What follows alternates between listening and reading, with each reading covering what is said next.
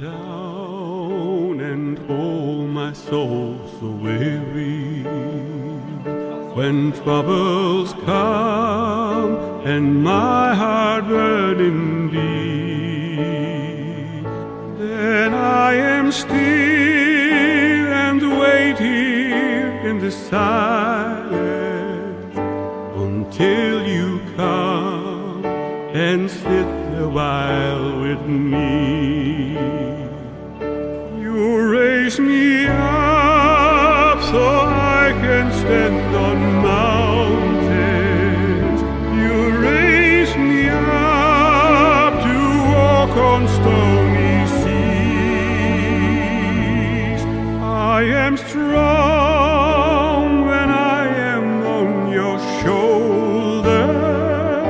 You raise me up to more than I can be.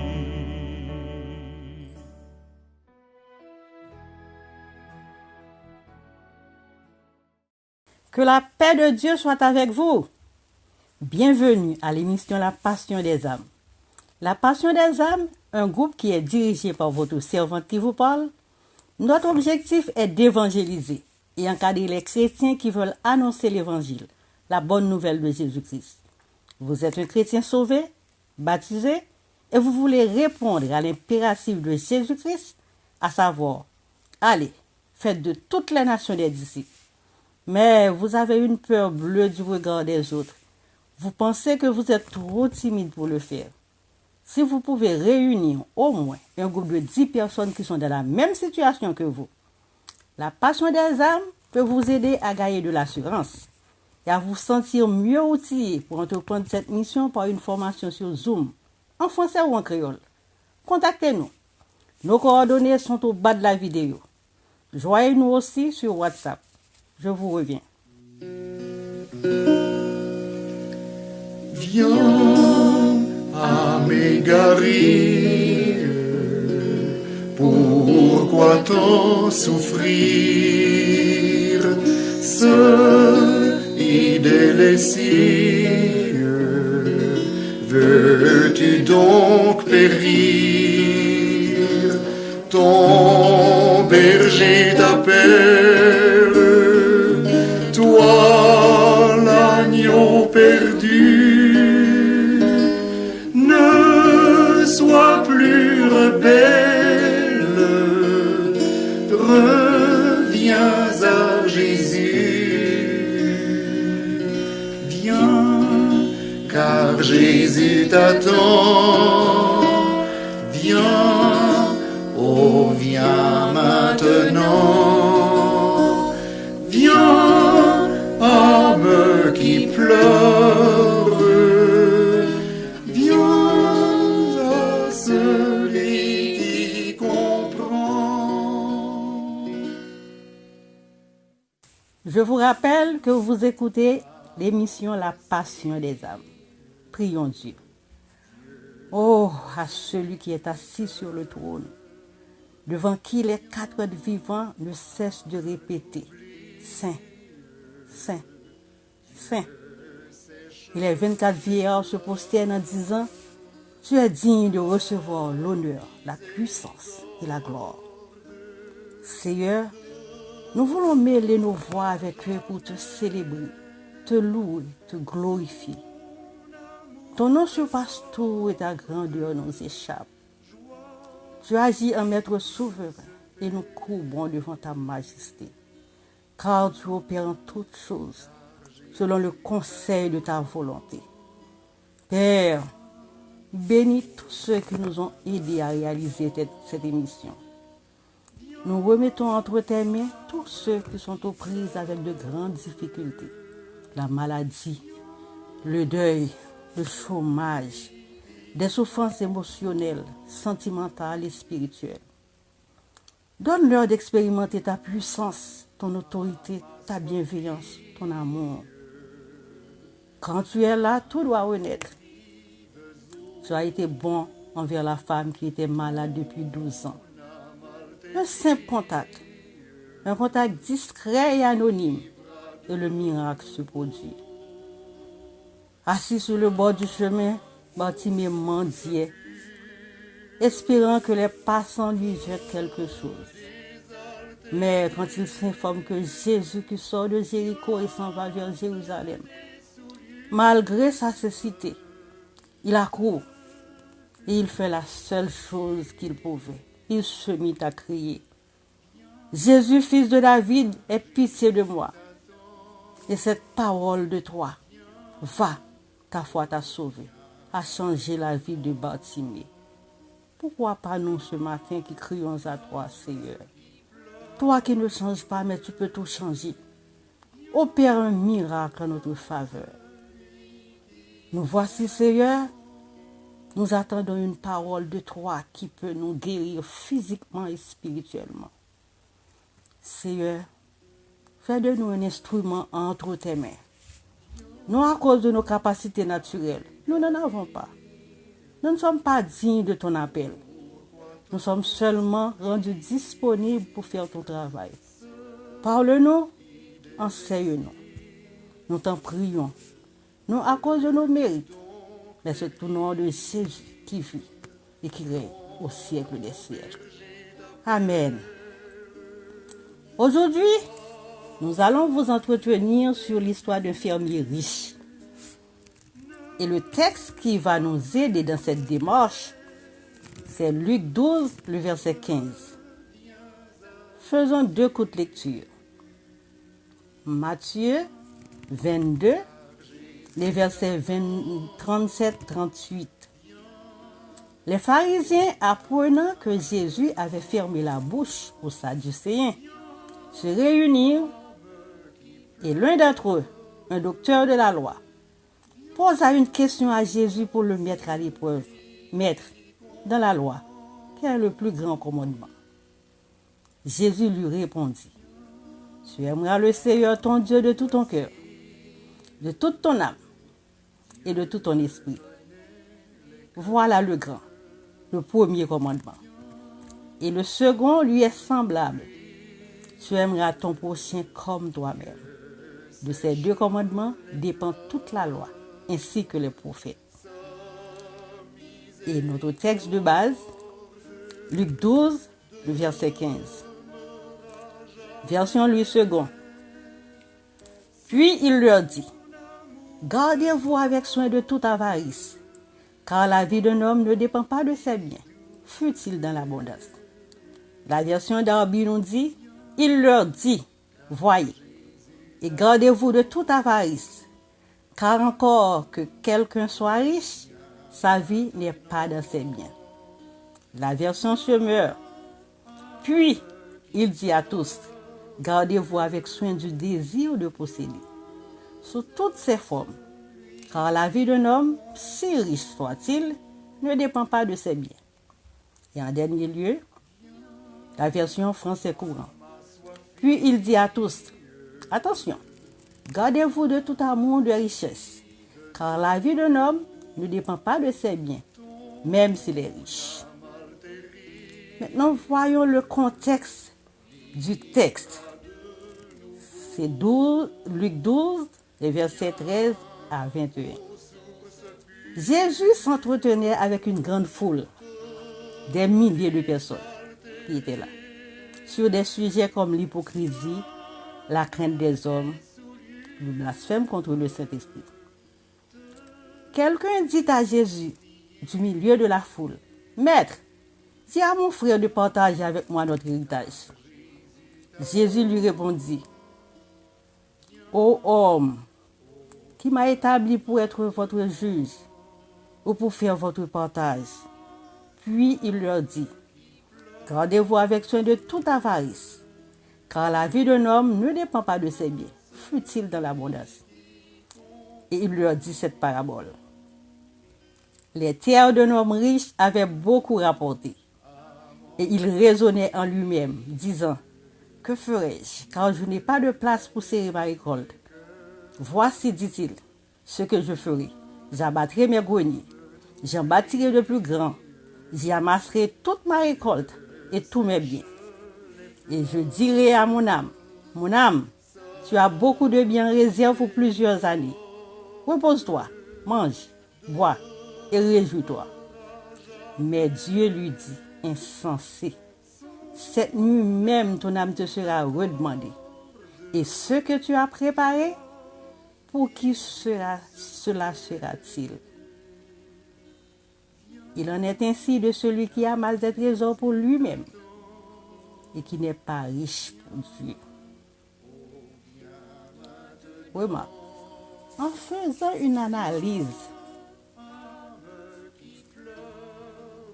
dans le texte de la parabole, moi je me suis demandé, qu'est-ce que Jésus voulait nous expliquer? Mais un homme qui était un rude travailleur, un homme prévoyant, n'est-ce pas ce que la Bible dit? Dans 2 Thessaloniciens 3, les versets 10 à 11. Car lorsque nous étions chez vous, nous vous disions expressément, si quelqu'un ne veut pas travailler, qu'il ne mange pas non plus. Nous apprenons cependant qu'il y en a parmi vous quelques-uns qui vivent dans le désordre, qui ne travaillent pas, mais qui s'occupent de futilité. Nous invitons ces gens-là et nous les exhortons par le Seigneur Jésus-Christ à manger leur propre pain en travaillant paisiblement. Mais c'est ce que cet homme a fait. Il a travaillé durement. Et le Proverbe 6, le verset 6 nous dit, va vers la fourmi, paresseux, considère ses voies et deviens sage. Alors ce texte nous encourage à imiter la fourmi, qui est un insecte laborieux. Mais c'est ce que cet homme a fait, il a travaillé. Où est le problème? Beaucoup de passages, surtout dans l'Ancien Testament, par exemple Deutéronome 28, considèrent la richesse comme la bénédiction de Dieu. La Bible présente le travail comme une bonne chose. Il permet à l'homme d'obtenir ce dont il a besoin pour vivre. Le travail est aussi nécessaire au bien commun de la société. Eh bien, on ne comprend pas. Mais c'est le verset 21 dans Luc 12 qui répond à nos interrogations. Il en est ainsi de celui qui a mal des trésors pour lui-même et qui n'est pas riche pour Dieu. Jésus n'a pas de problème avec la richesse du fermier. Mais le fermier a raté 3 occasions de servir Dieu avec ses richesses. Cet homme n'a pas su saisir les occasions. Jackson Boiron nous dit, rien n'est plus coûteux qu'une opportunité manquée. Parfois, nous oublions que Dieu a tout mis entre nos mains. Et il ne fait que nous accompagner dans nos efforts. On dit souvent que les meilleures opportunités se trouvent dans celles que les autres ont laissées passer. Les occasions ratées, c'est le sujet que Dieu a placé dans mon cœur. Parce que nous avons remarqué 3 choses que le fermier n'a pas faites. Cet homme a raté 3 occasions de servir Dieu avec ses richesses. Première occasion, raté. Dans son avarice, il a raté l'occasion de partager avec ses prochains. Donc, le deuxième grand commandement, aime ton prochain comme toi-même.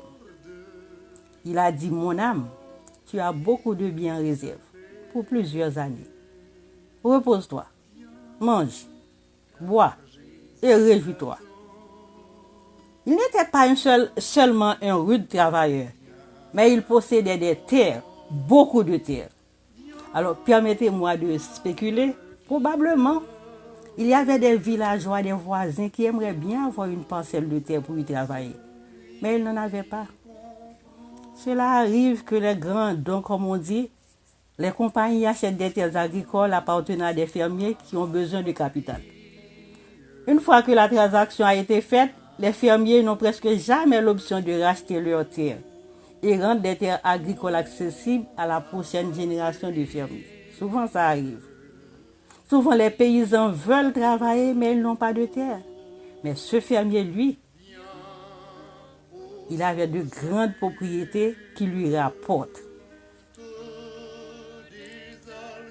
C'est vrai, Jésus ne nous dit pas tout cela concernant le fermier, mais il nous dit que cet homme n'était pas riche pour Dieu. Il a tout ramassé et entassé, mais il n'a pas partagé avec ses prochains qui n'avaient probablement pas de terre. Sûrement, notre homme a oublié de lire ces textes. Luc 8, le verset 11. Celui qui a 2 tuniques partage avec celui qui n'en a pas, et que celui qui a de quoi manger agisse de même. Proverbe 19, le verset 17. Celui qui a pitié du pauvre prête à l'Éternel. L'évangile est la bonne nouvelle de ce que Dieu a fait pour nous.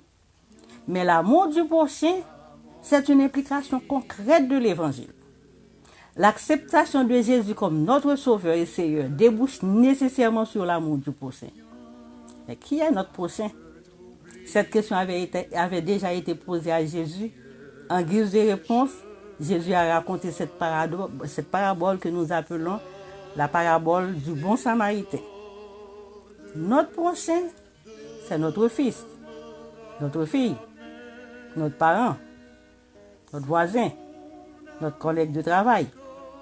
Mais c'est aussi cette personne dans le besoin que nous croisons dans le parc, dans l'autobus, dans le supermarché. Notre prochain, c'est ce homosexuel, cette prostituée, ce bandit. C'est ce monsieur qui vous dit « Je ne veux rien savoir de votre évangile ». Si vous êtes sélectif dans votre démarche, vous êtes en train de passer à côté de votre mission. Dans 2 Corinthiens 9, le verset 8, la Bible nous dit « Dieu peut vous combler de toutes sortes de grâces, afin que, possédant toujours en toutes choses de quoi satisfaire à tous vos besoins, vous ayez encore en abondance pour toute bonne œuvre. » Quand Dieu vous dit qu'il peut vous combler de toute grâce, ce n'est pas de la manne qu'il va faire tomber. Bon, il pouvait le faire, mais ce n'est pas ça qu'il va faire. C'est moi qu'il va utiliser pour vous bénir. Et c'est vous qu'il va utiliser pour me bénir. Il arrive des fois que le besoin de notre prochain n'est pas seulement économique. C'est aussi moral, émotionnel et spirituel. Un jour, j'ai vu une prostituée. J'ai rencontré une prostituée. Elle avait une belle apparence, une belle silhouette, une certaine élégance naturelle. Avec un décolleté plongeant, elle portait une belle paire de chaussures, une belle créature. Elle répondait à des questions sur le métier de vendeuse de sexe. Elle a dit que ce métier est rentable. « Ah, vous aimez ce métier ?» Elle a répondu « Non. » Vous savez que cela m'arrive de vomir après avoir couché avec un homme? Vous comprenez déjà que c'est une fille qui vit dans des relations malsaines. Elle vit des émotions pendant des rapports sexuels qui lui rendent mal à l'aise. Mais cette femme a besoin de quelqu'un pour lui dire « Tu n'es pas obligé de subir tout cela. Il y a un homme qui peut t'offrir mieux que cela. Il s'appelle Jésus de Nazareth. » Dans Luc 4, le verset 18, reprenant la parole d'Ésaïe 61, le verset 1er, Jésus dit « L'Esprit du Seigneur est sur moi, parce qu'il m'a oint pour annoncer une bonne nouvelle aux pauvres. Il m'a envoyé pour guérir ceux qui ont le cœur brisé, pour proclamer aux captifs la liberté et aux aveugles le recouvrement de la vue, pour envoyer libres les opprimés. » Deuxième occasion ratée. Non seulement le fermier a raté l'occasion du partage avec ses prochains, dans son avarice, il a raté l'occasion de remercier Dieu. Donc, le premier grand commandement. Bon, c'est normal. Dans 1 Jean 4, verset 20, car celui qui n'aime pas son frère qu'il voit, comment peut-il aimer Dieu qu'il ne voit pas? Cet homme avait beaucoup de terre. Permettez-moi encore de spéculer. Nous pensons que dans son entourage, il y avait probablement des voisins qui possédaient des terres, comme lui. De grandes propriétés comme lui. Ses voisins ont labouré, ensemencé, planté, comme lui. Mais les sauterelles, les insectes nuisibles ont dévoré leur récolte. Ils ont tout perdu. Mais lui, il a rempli ses greniers.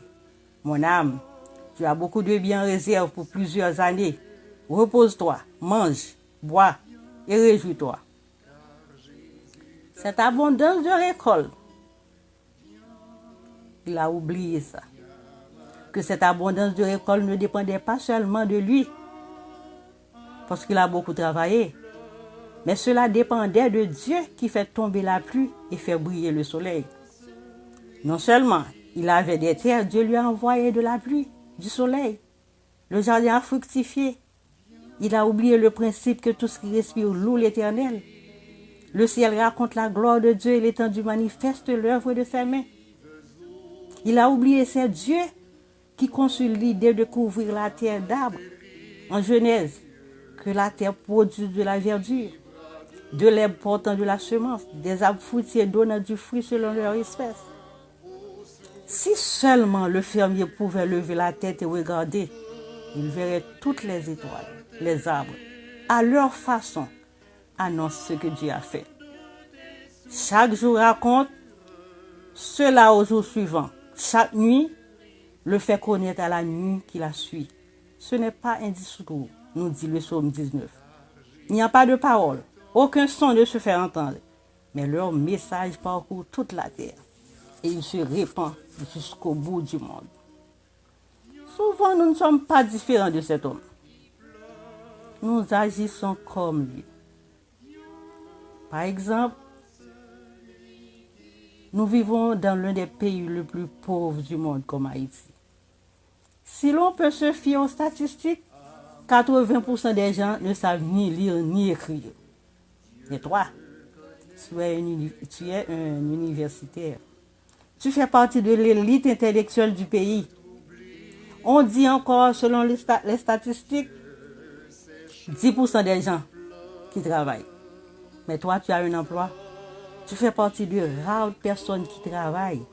Mais au lieu de remercier Dieu, tu te plains pour tout ce que tu n'as pas. Il y en a qui n'ont jamais travaillé. Mais Dieu prend soin d'eux. Peut-être que tu as laissé ton pays, tu vis dans un pays comme moi qui n'est pas le tien. Dieu t'a béni. Tu as débarqué comme tout le monde avec une valise. Maintenant, tu possèdes maison, voiture, compte en banque. Mais tu penses à tout ce que tu n'as pas, au lieu de louer Dieu pour ce qu'il te donne. Et parfois, ce qui nous empêche de louer Dieu, c'est l'envie de ce que le voisin possède. Sa belle maison, sa belle voiture. Cette envie ronge notre cœur et bannit toute joie de glorifier Dieu. Nous vivons dans une société de consommation. Si nous ne faisons pas attention, nous risquons de nous endetter. Nous agissons souvent de manière impulsive sans vraiment nous soucier des impacts que cela peut avoir sur notre bourse. Et puis tout, Dieu n'est pas limité par notre situation. Il doit être glorifié, loué au travers de notre vie. Quelle que soit notre situation, Dieu nous a créés pour sa gloire. As-tu un espace et un sujet d'adoration pour Dieu? Veux-tu compter ses bienfaits pour la santé, les enfants, ta femme, ton mari, tes organes qui fonctionnent encore, pour la grâce d'être en vie, pour la force nécessaire qu'il te donne pour supporter les douleurs, pour toutes les fois qu'il nous a pardonné quand nous avons laissé le chemin? Si tu cherches, tu trouveras des sujets et beaucoup de sujets d'action de grâce. Troisième occasion ratée. Le fermier a raté l'occasion de partager. Il a raté l'occasion de remercier Dieu dans son avarice. Il a raté l'occasion d'accepter Dieu dans sa vie. Aime ton prochain comme toi-même, c'est-à-dire, avant d'aimer son prochain, il fallait s'aimer soi-même. Mais il a oublié qu'il avait une âme à sauver. Et je dirais à mon âme, tu as beaucoup de biens en réserve pour plusieurs années. Repose-toi, mange, bois et réjouis-toi. Il n'a pas eu le temps de réaliser son projet, car Jésus dit ce soir même, ton âme te sera redemandée. Le fermier, dans son avarice et son ego, a eu 4 pensées insensées. Première pensée insensée. L'homme aveuglé par la richesse et l'avarice, il a parlé comme si l'avenir lui appartenait, comme si c'est lui qui décide le nombre d'années à vivre. Mon âme, tu as beaucoup de biens réservés pour plusieurs années. Repose, mange, bois et réjouis-toi. Deuxième pensée insensée. Dans son avarice, il a commandé à son âme de se réjouir pour beaucoup d'années, sans tenir compte que c'est Dieu seul qui donnait la durée de son existence ici-bas. Troisième pensée insensée. Il n'avait même pas besoin de donner à son âme un nombre d'années pour vivre, car l'âme ne meurt pas. Elle est immortelle. Et quatrième pensée insensée. Le fermier a oublié, quelle que soit sa destinée, il n'aura pas besoin de richesse, de toute façon. Ni dans la mort éternelle, encore moins dans la vie éternelle. Si nous avons souligné 4 pensées insensées que le fermier a faites, mais pour vous, il y a 6 vérités entre autres que vous devez savoir qui concernent votre éternité. Première vérité. Les péchés mettent une séparation entre Dieu et l'homme. Ce sont vos péchés qui vous cachent la face de Dieu et l'empêchent de vous écouter. Isaïe 59, le verset 2. Cette séparation entre Dieu et les hommes est infranchissable, car Dieu est saint et l'homme pécheur. Deuxième vérité que vous devez savoir. Les hommes ont essayé plusieurs choses pour combler cet abîme. Ils ont essayé les bonnes œuvres, la religion, la philosophie, la morale. Tout cela ne fonctionne pas. Vous savez pourquoi? Parce que ces choses ne s'attaquent pas au problème fondamental de l'homme, son péché. C'est par la grâce que vous êtes sauvés, par le moyen de la foi. Et cela ne vient pas de vous, c'est le don de Dieu. Ce n'est point par les œuvres afin que personne ne se glorifie. Éphésiens 2, versets 8 à 9. Troisième vérité que vous devez savoir. Existe-t-il une solution? Oui. Dieu lui-même vient sur terre en la personne de Jésus-Christ et subit à notre place la sanction que méritait notre péché, la mort. Sur la croix, il meurt à notre place et devient le pont, la porte, le chemin qui nous permet de retrouver notre relation avec Dieu. Jésus lui dit, je suis le chemin, la vérité et la vie. Nul ne vient au Père que par moi. Jean 14, verset 6. Car il y a un seul Dieu et aussi un seul médiateur entre Dieu et les hommes, Jésus-Christ, homme, qui s'est donné lui-même en rançon pour tous. 1 Timothée 2, le verset 5. Quatrième vérité que vous devez savoir. Il y a maintenant un pont au-dessus de l'abîme. Jésus-Christ est ce pont, ce chemin, et il nous invite à retrouver la relation avec Dieu. Maintenant, vous êtes libre. Vous pouvez rester dans la rébellion et la séparation. Ou bien vous pouvez connaître la paix, le pardon de Dieu, la vie abondante et éternelle. Mais à tous ceux qui l'ont reçu, Jésus-Christ, à ceux qui croient en son nom, il a donné le pouvoir de devenir enfants de Dieu, lesquels sont nés, non du sang, ni de la volonté de la chair, ni de la volonté de l'homme, mais de Dieu. Jean 1er, 12 et 13. Voici, je me tiens à la porte et je frappe. Si quelqu'un entend ma voix et ouvre la porte, j'entrerai chez lui. Je souperai avec lui et lui avec moi. Apocalypse 3, le verset 20. Cinquième vérité. Le pardon ne devient toutefois efficace pour celui qui l'accepte. Quiconque recherche vraiment le pardon l'obtiendra, en dépit de ses nombreux manquements. En d'autres termes, l'homme est perdu non à cause de ses péchés, mais parce qu'il le veut bien. Puisqu'il refuse de se repentir, personne ne sera au ciel contre son gré. Sixième vérité. Dieu nous a créés avec une certaine responsabilité et nous a accordé une grande liberté. Nous sommes responsables de l'usage que nous en faisons. Même déçus, nous portons la responsabilité de nos actes. Le seul moyen d'échapper à cette condamnation réside dans une relation personnelle vivante au Fils de Dieu. Maintenant donc, il n'y a aucune condamnation pour ceux qui sont unis à Jésus-Christ. Romains 8, verset 31. En conclusion, notre agriculteur a raté 3 occasions de servir Dieu avec ses richesses. Non seulement il a perdu son corps, la partie matérielle et visible de notre être, mais aussi son âme, la partie la plus importante qui est immatérielle, invisible et éternelle. La Bible dit clairement, il n'y a que deux façons de passer l'éternité, dans la vie éternelle ou dans la perdition éternelle. C'est pourquoi la plus grande perte pour l'homme consiste à vivre sans Jésus-Christ et à mourir sans lui.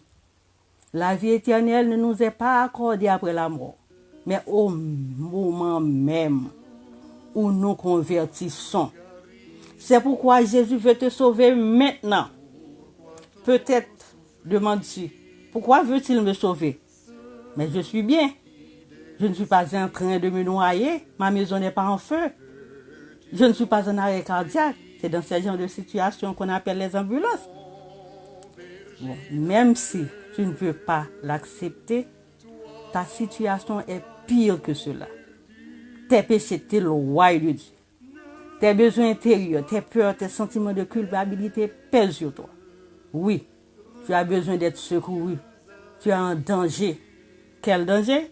Eh bien, le danger, c'est que tu cours le risque de passer ton éternité loin de Dieu. N'aie pas peur d'admettre que tu es en danger et perdu. Jésus s'identifie avec toi. C'est ce qu'il fait en devenant homme. Il n'a pas honte de nous. Il n'a pas honte de nos imperfections. Jésus a utilisé une approche différente avec chaque individu qu'il a rencontré. Parce qu'il a tenu compte de ses besoins réels.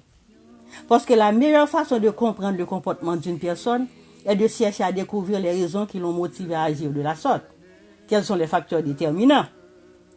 Moi, je peux ne pas te comprendre. Mais Jésus te comprend. Il sait pourquoi tu es une prostituée, un voleur, un adultère, un homosexuel, un bandit, un assassin, etc.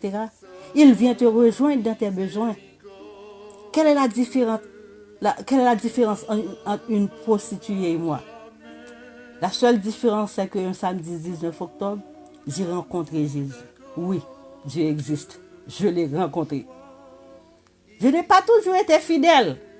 Malgré mes fautes dues à mon incrédulité, il demeure fidèle et fait de moi ce que je suis devenue aujourd'hui, une gailleuse d'âme pour Christ. Dieu est amour. Un tel amour qui se traduit par le respect, la valorisation. Jésus trouve des perles là où les autres ne voient que de la boue. Dans Jean 4, la femme samaritaine vient puiser de l'eau à midi car elle n'a pas envie de rencontrer personne. Elle ne veut pas entendre encore des jugements, des réflexions, des papotages, des reproches.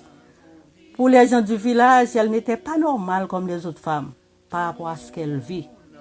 Pourtant, nous aussi, comme elle, nous sommes aussi traversés par toutes sortes de questions et de doutes, de souffrances et blessures que la vie nous a infligées. Mais la femme était venue puiser de l'eau pour ses besoins quotidiens.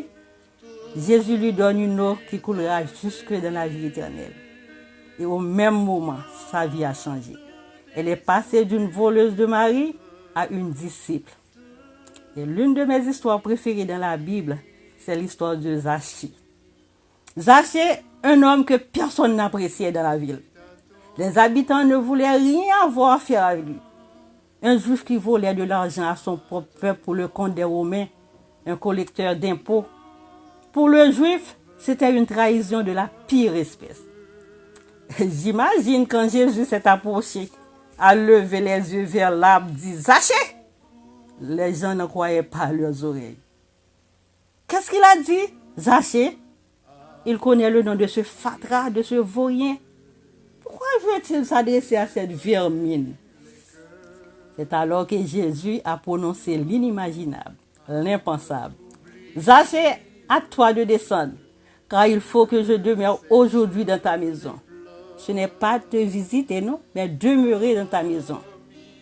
Zachée avait un besoin d'acceptation, puisque la société ne voulait rien savoir de lui.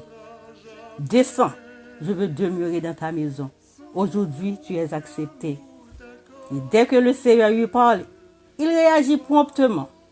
Jésus ne prête aucune attention aux accusations de la foule, car son but est de sauver Zachée. Zachée pose des actes qui traduisent sa conversion. Il s'engage volontairement à faire la restitution. N'attends plus pour venir à Jésus. Ton souffle de vie peut être coupé d'un moment à l'autre. Mais Dieu est amour. Il te donne le temps pour accepter la grâce qui t'est offerte. Les temps actuels sont sérieux. Nous approchons de la fin du temps de la patience de Dieu. C'est pourquoi le délai si court doit être mis à profit. Si tu es touché par ces paroles, tu veux répondre à l'appel de Dieu, baisse ta tête et invite Jésus à prendre place dans ta vie. Si tu ne trouves pas de mots, tu peux utiliser ces mots comme prière. Dieu, je sais que je suis un pécheur et je crois que ton fils Jésus-Christ est mort pour mes péchés sur la croix et qu'il est ressuscité d'entre les morts pour moi. Je me détourne maintenant pour toujours de mes péchés et je reconnais que Jésus est mon Seigneur et Sauveur. Après que tu auras décidé de recevoir Jésus-Christ, je t'encourage à trouver une église évangélique locale dans ton quartier. Et les chrétiens t'aideront à grandir dans la foi. Si tu souhaites parler à une personne disponible à ton écoute, tu peux nous contacter 514-797-7575 ou écris-moi. Mon adresse courriel est au bas de la vidéo. Prions Dieu. Seigneur, nous te disons merci pour ta parole. Donne-nous des cœurs qui sont réceptifs à l'évangile. Nous ne faisons que semer.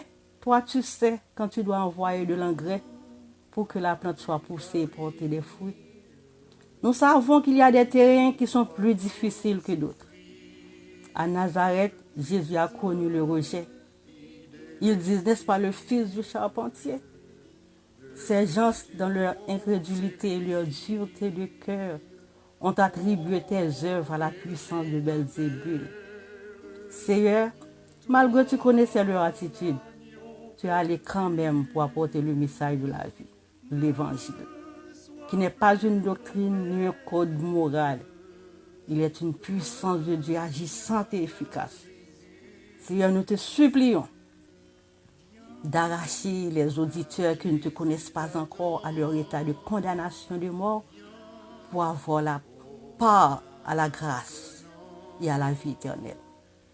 Nous t'en prions au nom de ton Fils Jésus. Que Dieu vous garde. Maranatha. Celui qui comprend, viens à m'angoisser. Dieu connaît les cœurs. Viens à me troubler. Dieu sèche les pleurs. Sa miséricorde demeurera jamais. Son amour t'accorde joie et douce paix. Viens, car Jésus t'attend. Viens, oh viens maintenant. Viens, âme qui pleure. Viens à celui qui comprend. Viens à ma soifée. Viens aux vives eaux. Ton âme altérée vivra de nouveau. Viens aux sources pures te désaltérer. Viens de tes souillures te purifier. Viens, car Jésus t'attend. Viens, oh viens maintenant.